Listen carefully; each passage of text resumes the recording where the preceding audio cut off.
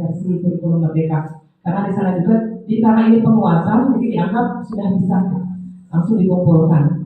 Kemudian juga modul project. Modul project alhamdulillah waktu itu tim IPA sudah menyusun, jadi alhamdulillah saya bisa mempresentasikan di sana.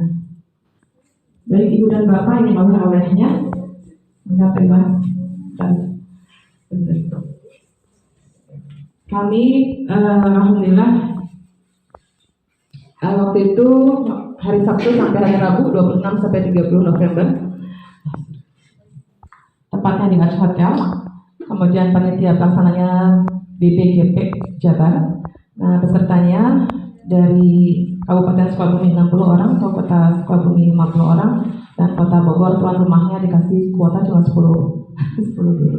Jadi paling banyak dari Kabupaten Sukabumi dan paling seru, alhamdulillah. Di situ dibagi menjadi 3 kelas kalau Kabupaten Sukabumi itu. PAUD dengan SD, kemudian SMP, 1 kelas B, SMA kelas B.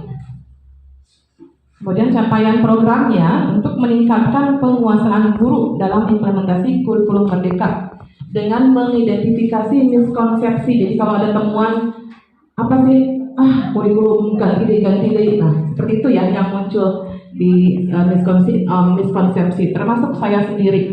Ternyata alhamdulillah setelah mengikuti penguatan ini memiliki pencerahan gitu, alhamdulillah.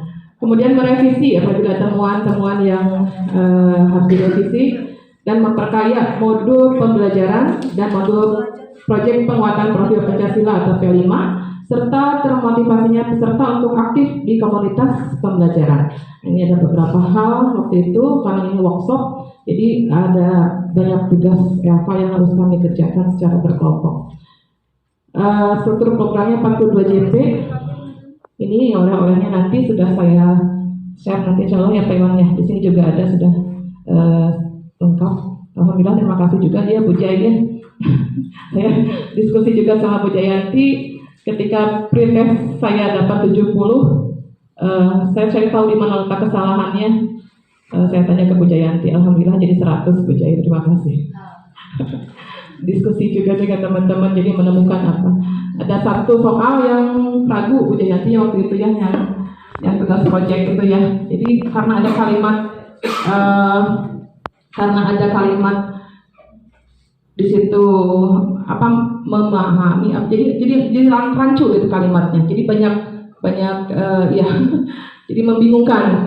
Akhirnya saya mengikuti kata Bu Jayanti itu proyek Bu, oke proyek. Ternyata alhamdulillah, ya alhamdulillah 100. Banyak yang lain salahnya di situ Bu Jayanti. Alhamdulillah, terima kasih juga. Terima kasih Bapak Kepala Sekolah juga telah memberikan kesempatan, Pak Iwan juga. Nah di sini saya memberikan sharing ya hasil dari implementasi tersebut, penguatan tersebut. Kita berada di waktu itu yang hadir ada dari sekolah yang sudah sekolah penggerak yang sudah masuk ke mandiri berubah. Kalau mandiri berbagi belum ada. Jadi ada sekolah yang kategori mandiri belajar, Bapak, ada yang sudah mandiri berubah dan sekolah penggerak. Kita berada di mandiri belajar. Tapi alhamdulillah kita semua sama-sama memiliki kesempatan untuk belajar ya Pak ya, lebih lama, lebih banyak. Tapi di sini mandiri belajar itu memberikan kebebasan kepada satuan pendidikan saat menerapkan kurikulum merdeka beberapa bagian. Ibu dan Bapak ya, kita bukan kurikulum 13, tapi diharapkan dapat menerapkan yang kurikulum merdeka beberapa bagian. Jadi mencoba belajar tentang gitu dan prinsip kurikulum. Oke. Baik Ibu dan Bapak, sebelum ke mandiri berubah, kita siapkan dulu di mandiri belajar. Ada beberapa hal informasi seputar kurikulum merdeka di sini nanti bisa diakses di sini. Berarti diklik atau bikin Pak Iwan. Ibu, saya rasa mereka Ibu dan Bapak sudah mempelajari juga ya tentang kurikulum merdeka. Informasinya di sini semua lengkap. Jadi saya bawa oleh-olehnya ini aja. Boleh diklik Pak Iwan nanti informasinya semua ada, bisa kita pelajari di sini sampai ke capaian juga ada. Kemudian perangkat juga ada ya. Jadi kita mindset kita harus dirubah. Awalnya saya juga kurikulum Merdeka kayaknya belum paham banget gitu ya. Tapi ketika di sana mendapat pencerahannya, ternyata kurikulum Merdeka itu lebih sederhana dan mendalam. Kemudian mengacu pada capaian pembelajaran, ini perbedaannya ada CP. Kemudian guru memiliki kewenangan mengembangkan, diberikan kebebasan, gitu ya. Namanya juga merdeka ya. Mengembangkan ya, bukan kebebasan untuk merdeka tidak ke kelas ya Bapak dan Ibu, tapi mengembangkan modul ajarnya. Sekolah juga memiliki wewenang untuk mengembangkan juga, dan sifatnya lebih relevan dan interaktif. Jadi berpusat pada siswa gitu ya. Kita sebagai fasilitator seperti itu sih biasanya juga. Cuma sekarang kita sebut kurikulum Merdeka, dan sebelumnya ada kurikulum sebelum ke Merdeka itu berdiferensiasi ya, hujan tadi ya. Nah itu berdiferensiasinya sekarang masuk ke kurikulum Merdeka. Jadi harus di modul diharapkan ada karakter siswa yang kita berikan kesempatan untuk berkembang sesuai dengan bakat dan minatnya masing-masing. Jadi misalnya ada anak yang aktifnya misalnya kinestetis ya, di kelas itu dari teaching bergerak terus. Nah, itu kelompok kinestetis. Jadi ya memang kita selama ini juga menjalankan seperti itu. Cuma sekarang harus tertulis di dalam modul, ada gitu. Misalnya bagaimana kita menangani anak yang memiliki gaya belajarnya kinestetis gitu kan. Nah, kemudian yang audio dan yang visual. Jadi boleh kita menggunakan PowerPoint misalnya, atau misalnya video. Nah, untuk kita lihat perkembangannya untuk anak-anak yang audio bagaimana, yang visual bagaimana, atau audio visual, kemudian yang kinestetis. Jadi itu sebetulnya kita hanya mengamati gitu ya. Jadi jangan berpikir ribet gitu. Tapi kita jalani saja seperti yang tadi puisinya kita yang sama Pak Iwan ini. Kita berada di negara Indonesia dengan berbagai aturan dan apa yang harus kita ikuti, kita jalani. Kita sebagai pelaksana guru ya di bidang pendidikan harus mengikuti apa yang pemerintah programkan, diantaranya untuk kurikulum Merdeka ini. Bapak dan Ibu hanya mengingatkan barangkali untuk langkah-langkah penyusunan alur pembelajaran itu dari CP. Nanti sudah ada juga linknya di sini ya tentang CP-nya untuk semua mata pelajaran. Kemudian dari CP ke TP, ini ya bukan CP lagi. Iya, CP, TP, kemudian ATP, alur tujuan pembelajaran. Dulu mah KI, KD, indikator. Nah itu ya kita mengikuti saja ya. Tapi ada amanat dari, bukan amanat, jadi yang disampaikan oleh Wijaya Suara katanya, silakan Ibu mau pakai RPP silahkan, mau pakai modul silahkan, tapi capaiannya harus mengacu pada capaian ini CP yang sudah pemerintah nanti lampirkan ya, ada di sini linknya. Kemudian guru merencanakan pembelajaran.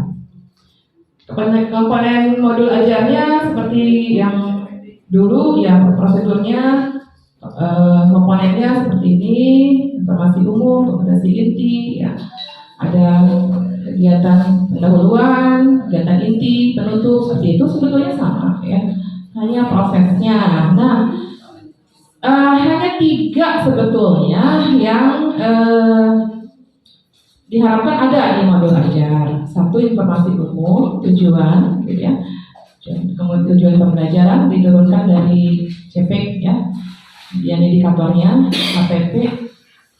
Kemudian ada kompetensi inti seperti biasa, langkah pembelajaran. Cakup juga di dalamnya ada media ya, lampirannya juga asesmen. Nah, seperti ini minimal ada 3 komponen ini. Nah, capaiannya ini di drive semua pelajarannya Pak Iwan sudah ada. Berikutnya Pak Iwan tutup. Oke, ini yang 3 indikator ya, 3 komponen ya yang harus ada. Kemudian capaian pembelajaran sudah ada di drive ya Pak Iwan. Nah ini drive-nya nanti Bapak Ibu bisa tinggal klik atau kopikan saja kalau mau, tinggal masuk ke drive. Nanti semua pelajaran di situ ada.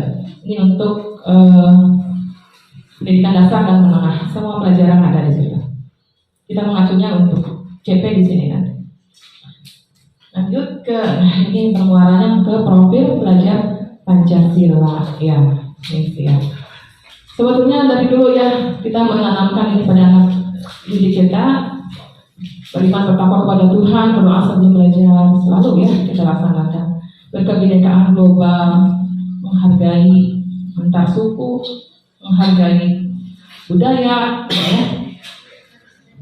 ya berkeadilan sosial. Nah ini indikatornya.